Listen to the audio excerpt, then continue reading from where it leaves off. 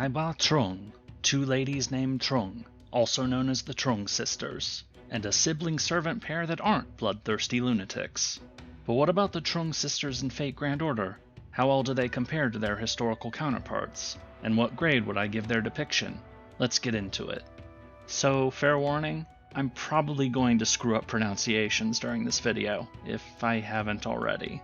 I am trying, but if I screw up, don't kill me. Tonal languages are hard. Anyway, let's continue. The sisters Trung, Trắc, and Trung Ni are together a saber-class servant, which, well, this one is a bit troublesome. Because while there is a pretty good chance that the real sisters did have swords, and there are plenty of depictions of them wielding swords, you may have noticed something else in these images.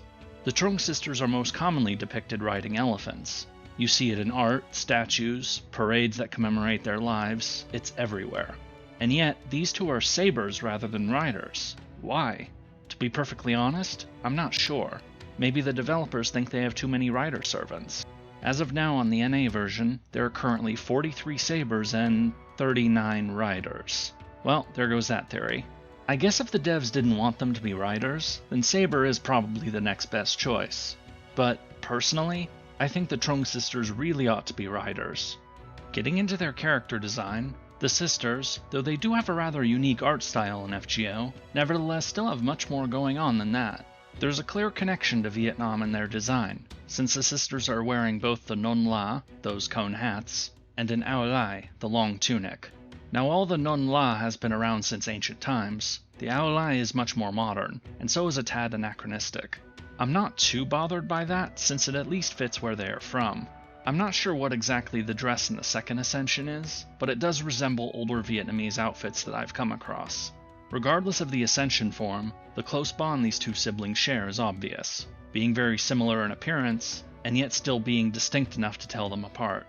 I've already mentioned elephants, how they are important to the real sisters, but one other thing you may have noticed about the Trung sisters' animations is that there is an awful lot of water being thrown about. The blades of their swords are actually made of water. You get lots of splash effects, and even some rainfall from their extra attack and MP. What's all this about?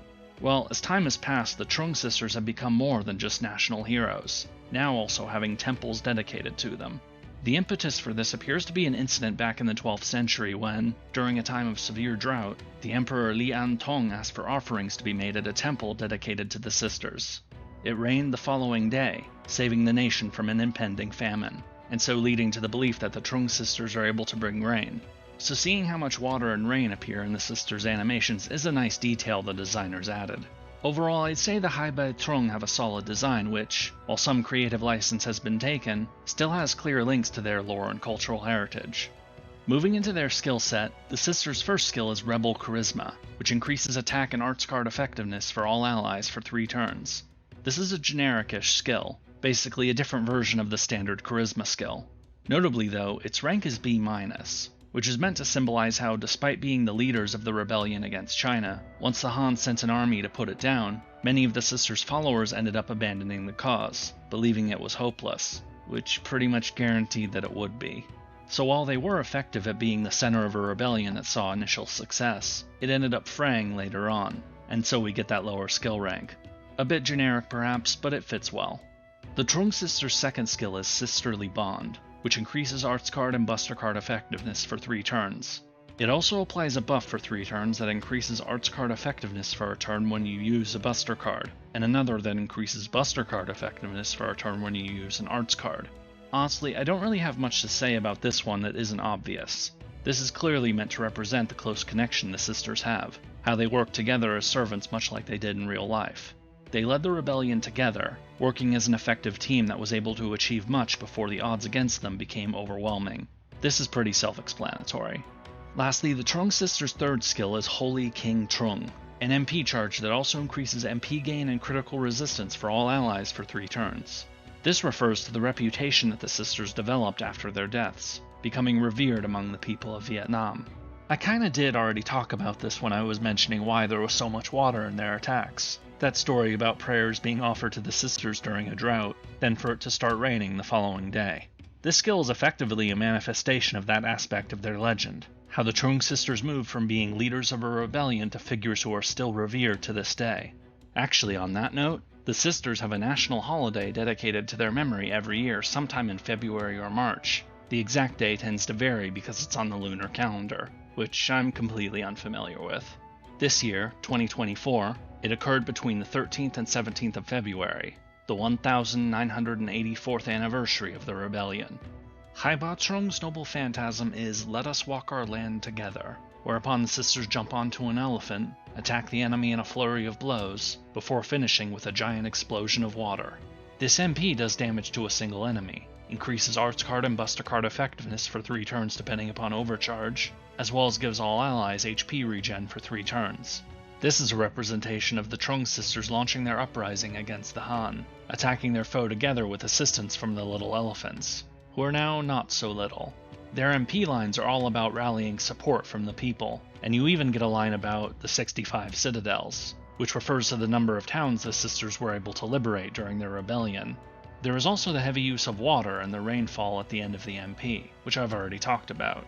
Much like with what we've seen with Medea and Morgan, this MP is more symbolic of the sisters' legend, of being leaders who started an uprising against a foreign invader. I'm not really sure what the story is behind the MP's name though. My only guess is that it is a rallying cry to their allies to join them. Regardless, with the voice lines, imagery, and how it represents the sisters leading their rebellion, I'd say that this is a good MP. The Trung sisters' craft essence is the baby elephants, featuring the 2 little elephants you see sitting upon the sisters' hats. Now, I've already mentioned that the sisters are regularly depicted as riding elephants, to the point that I think they ought to be a rider class servant instead of a saber. We also just saw how these little elephants transform into much bigger elephants during their MP.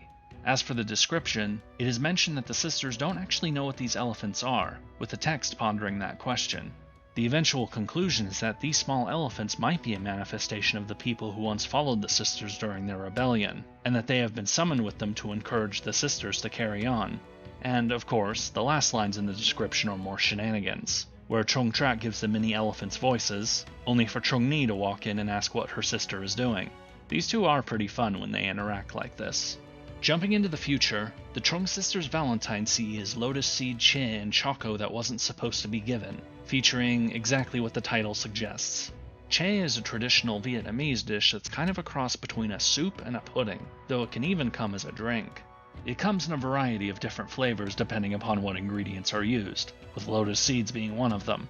Notably, it is mentioned in the description that it is unclear if the dish existed when the Trung sisters lived, and honestly I couldn't figure that one out either.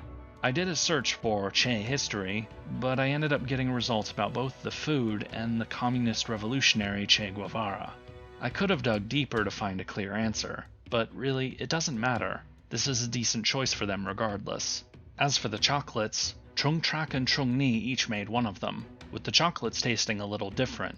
But make sure you say that they are equally tasty, or else you might get into trouble. Notably, it says that the person whose chocolate you found most tasty would be the one to get angry, not wanting to see their sibling be seen as lesser than themselves. That's quite wholesome, actually. And now for characterization, starting with a summary of the history surrounding Hai Bà Trưng, or the Trung sisters. So who were these two? Well, the short version is that the Trung sisters were the first Vietnamese to lead a rebellion against Chinese imperialism. Wait, Chinese imperialism? Wasn't it only white people who did imperialism? No, everybody did imperialism to some degree. It was just a matter of how far they went before someone else stopped them. The reason why Hernan Cortés quickly got the Tlaxcala to be his allies was because they had been brutalized by the Aztec Empire for decades. The Mali Empire in the Sahel region of Africa became extraordinarily wealthy, with some claiming that its king, Mansa Musa, may have been the richest person to ever live. Even Vietnam's neighbor Cambodia had an empire of their own for around 600 years that controlled huge swaths of Southeast Asia. Anyway, you get the point. I'll get off my soapbox now. Going back into ancient times, the lands that we now call Vietnam saw a number of states and cultures arise around the Hong River Delta, also known as the Red River Delta. The earliest state we know of is known as the Van Lang Kingdom, which dates as far back as 2879 BCE. As in, before the first pyramids in Egypt and possibly even before Gilgamesh. This kingdom would last for over 2,500 years until it was overthrown in 257 BCE, with the kingdom being renamed Aulak. The Aulak in turn were defeated by a former Qin general named Zhao Tuo in 179 BCE, who renamed this state to Nan Yue, or Nam Viet, ruling an area that consists of what is today northern Vietnam and parts of southern China. Now, Zhao Tuo was not the first Chinese leader to move into Vietnam. His former boss, Qin Shi Huang, had launched a few military campaigns in the region to try to conquer it. He succeeded, but then he died and his empire fell apart, allowing for Zhao Tuo to strike out on his own. Zhao Tuo, who became known as Trieu Da in Vietnam, would facilitate large-scale migrations of Han Chinese from the north, people fleeing the civil wars that started in the aftermath of the Qin's fall. Despite being a foreign conqueror, Zhao Tuo, or Trieu Da, did not impose Chinese culture upon the Vietnamese, with Nam Viet instead becoming a syncretic mix of both.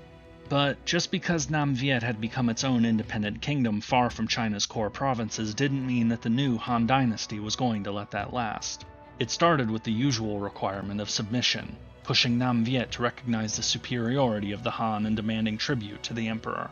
A few decades later, the Han invaded and conquered Nam Viet in 111 BCE, with the area we know as northern Vietnam becoming the Jiaozi province, and the Han beginning to impose their values upon the Vietnamese.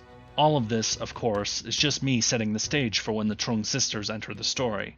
As I've already talked about in my videos on Taigong Wang and Boudica, when you are dealing with history this old, details are somewhat sparse, with accounts often being written long after the events occurred.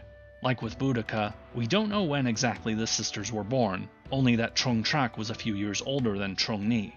The best guess we have is that they were likely born in the early years of the Common Era, perhaps 14 CE, the year that saw the death of Augustus, the first emperor of Rome, and also when some Jewish teenager in Nazareth was learning to be a carpenter.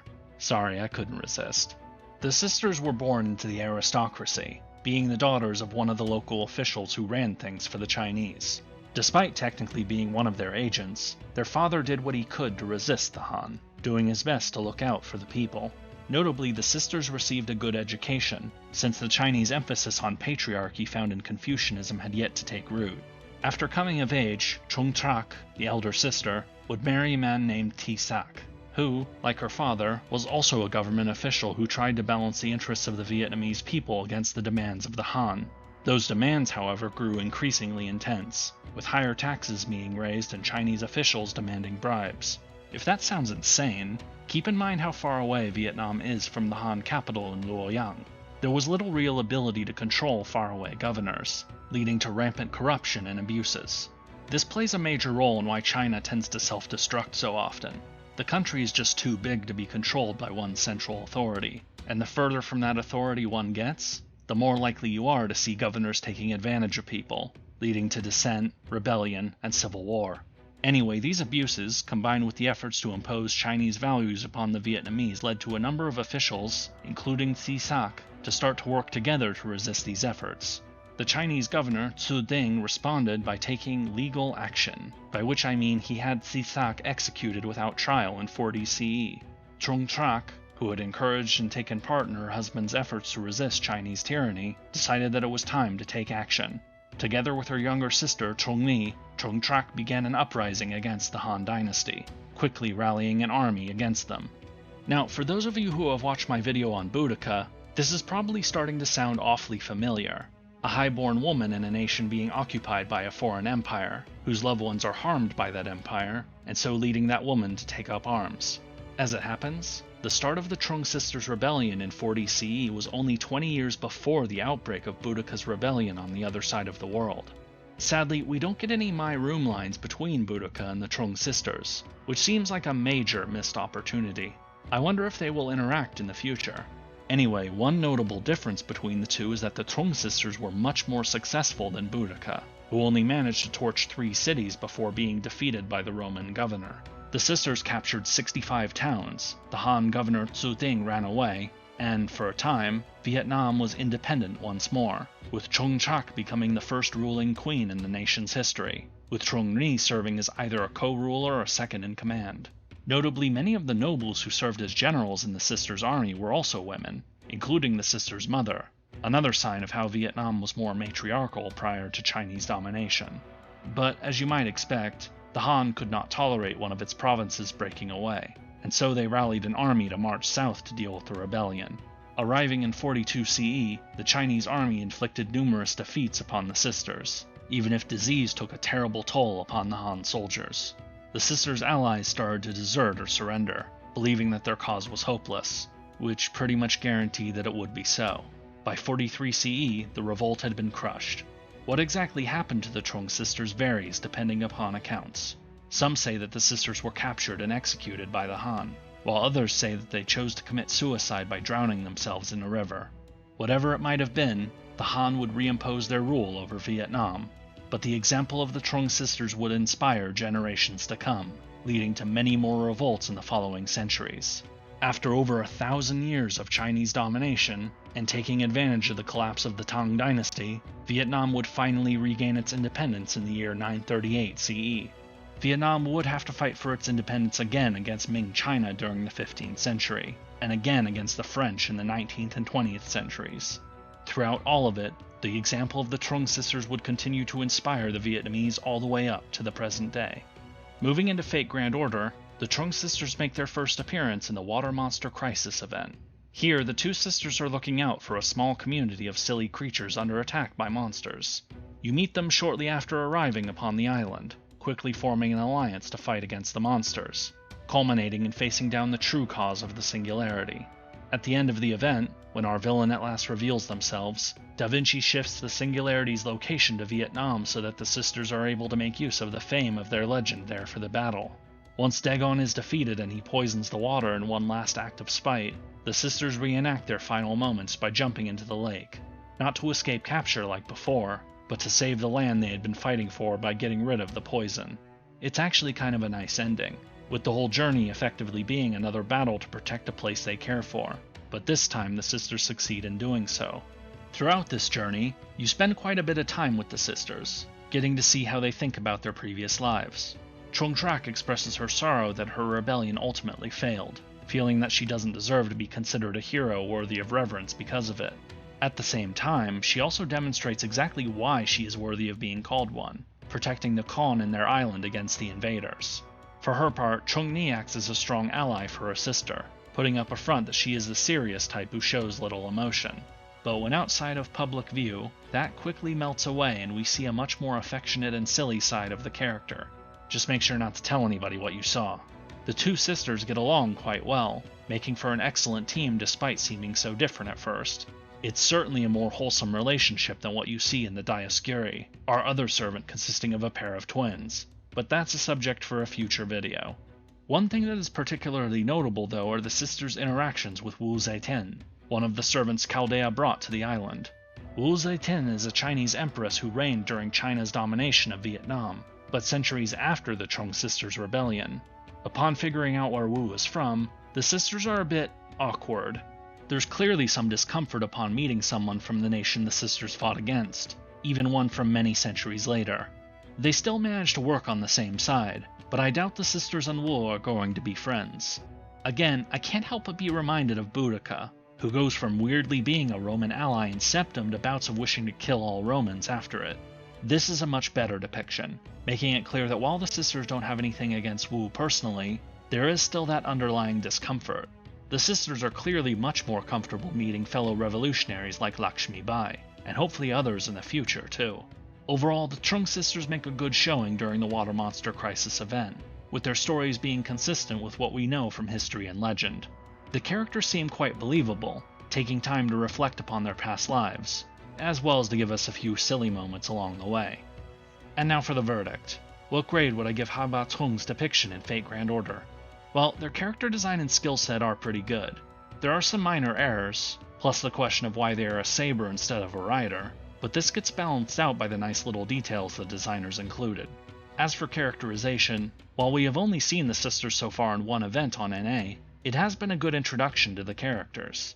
It feels like there is a lot of potential for future interactions with other servants in Chaldea, particularly with others who led rebellions against empires. How much we will see of that, I don't know. But the main thing that's on my mind is how this is an improvement on past mistakes FGO has made. I've mentioned Boudica a few times in this video, and in my video on her I made it quite clear how much her depiction bothered me, having her actually team up with the very emperor she revolted against. The Trung sisters' awkwardness around Wu Zetian is much better. Even if Wu had nothing to do with them, the sisters can't help but remember that they suffered at the hands of the nation Wu later ruled. As for the rest, we get two characters with personalities that are both fun to watch, but also believable. Trac's feelings that she isn't worthy of being called a hero, and yet showing in story why she is worthy, that was nice to see. Admittedly, we don't know how the real Trung sisters actually felt about things, but the characters that we do get in FGO at least seem plausible to me. In other words, it's Boudica 2.0, but this time the devs did a much better job. And so for a final grade, I am going to give Hai Bà Trưng, Trắc and Trung Ni a B+. If you would like to learn more about someone with a very similar story to the sisters, check out my video on Boudica here. Until next time.